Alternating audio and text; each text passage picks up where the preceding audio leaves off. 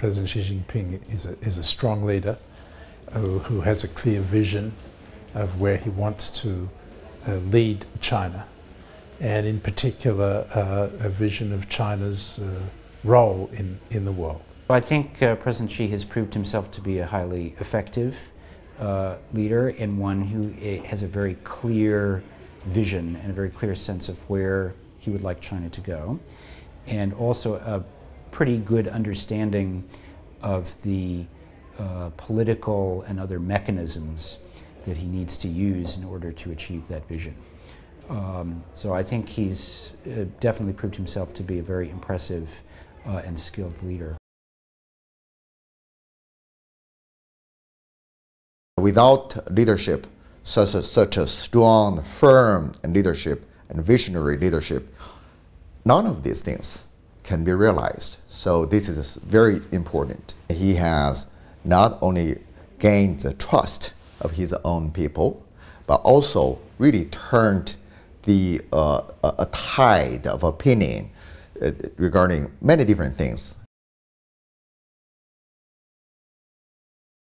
I admire President Xi Jinping's recognition of the importance of changing the economic model of China from a high-speed, extensive model of development to a what is termed new normal, but especially an intensive model of development that depends more on quality and innovation and efficiency rather than on increasing the number of workers and increasing the number of inputs into production.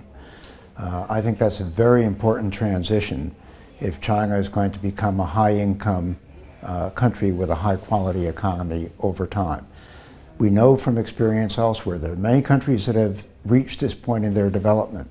Relatively few have become high-income countries. So this is a very complicated, difficult, wide-ranging set of changes that are needed. And I frankly have admired the scope of the reform effort, as we see in the third plenum resolution, in the fourth plenum resolution, and in many of the other decisions that have been made since then. But it is going to take a long time, and we will have to see in terms of concrete implementation how effectively it goes. But I think both China and everyone else has an interest in China's managing this relatively successfully. And I would say it's unprecedented in China's modern history. So therefore, this should be fixed. And so Xi Jinping took a very aggressive approach, so uplift the public confidence. China's relationship with South Korea could be better.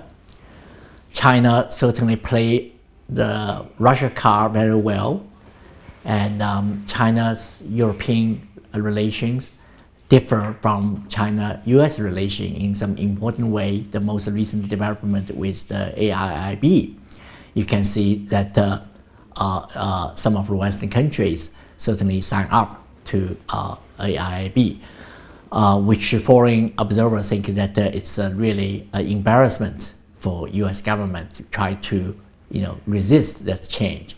So in all these areas, 3 in domestic front, 1 in international front, he has achieved significantly.